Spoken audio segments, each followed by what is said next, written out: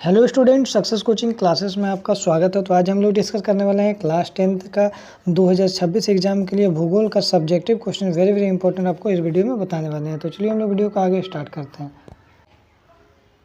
इसमें सबसे पहला क्वेश्चन क्या है, प्रति व्यक्ति आय से आप क्या समझते हैं। ये क्वेश्चन बहुत ही रिपीटेड क्वेश्चन है, बार बार एग्जाम में पूछता है। तो देखते हैं किसी देश की कुल आय को, मान लीजिए कोई देश है, उसका कुल आय को जितना भी इनकम है और उसका कुल जनसंख्या से भाग देने पर हमें उस देश की औसत आय यानी एवरेज इनकम पता चलता है। उसी को हम लोग क्या बोलते हैं, प्रति व्यक्ति आय बोलते हैं। ठीक है, आगे देखते हैं। नेक्स्ट क्वेश्चन हमारा इंपॉर्टेंट क्वेश्चन क्या है, राष्ट्रीय आय से आप क्या समझते हैं। ये भी क्वेश्चन आपका एग्जाम के लिए वेरी इंपॉर्टेंट है। तो देश के भीतर उत्पादित वस्तुओं और सेवाओं के मूल्य, जितना देश के भीतर उत्पादित वस्तु हो रहा है और जो सर्विस दे रहा है, सेवा दे रहा है, उसका मूल्य में विदेशों से प्राप्त आय को, जो विदेश से प्राप्त आय हो रहा है, उसको जोड़ने से जो हमारा राष्ट्रीय आय की गणना की जाती है। नेक्स्ट यहाँ क्वेश्चन क्या बोल रहा है, विकास से आप क्या समझते हैं।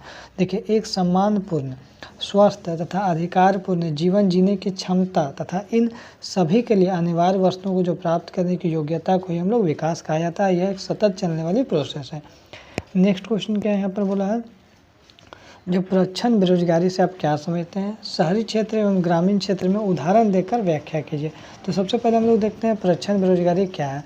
तो बोल रहा बेरोजगारी की वह स्थिति, वह कंडीशन जिसके अंतर्गत डायरेक्ट रूप से लोग तो काम में लगे हुए हैं लेकिन उत्पादन में उसका कोई भी कुछ भी योगदान नहीं है। अर्थात कभी कभी किसी एक काम में जितने लोगों को ज़रूरत होता है, मतलब 4 लोगों को ज़रूरत है लेकिन 5 लोग लगा है, उससे अधिक लोग लगे रहते हैं। ऐसी स्थिति में यदि अतिरिक्त लोग को हटा देते हैं तो उस उत्पादन में कोई भी बदलाव नहीं होता। उसी को हम लोग क्या बोलते हैं, प्रच्छन्न बेरोजगारी बोलते हैं। अब देखिए यहाँ पर एग्जाम्पल के क्या दिया है, जैसे ग्रामीण क्षेत्रों में कृषि के अंतर्गत क्या होता है, अतिरिक्त लोग लगे हुए होते हैं। तो उसी तरह से क्या होता है, जो हमारा शहरी क्षेत्र में छोटा व्यवसाय या छोटा दुकान में प्रच्छन्न बेरोजगारी पाया जाता है। आगे देखते हैं क्या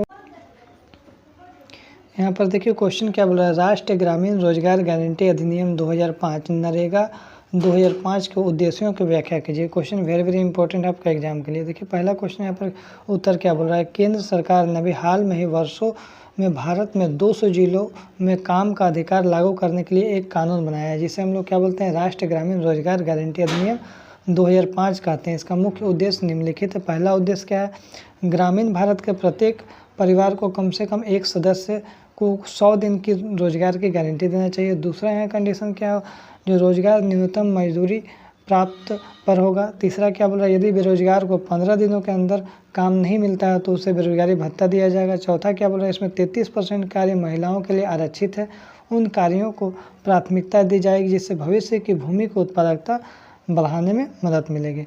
ये क्वेश्चन देखिए आपका वेरी इंपॉर्टेंट क्वेश्चन है। तृतीय क्षेत्र अन्य क्षेत्रकों से कैसे अलग है, उदाहरण से सहित बताइए।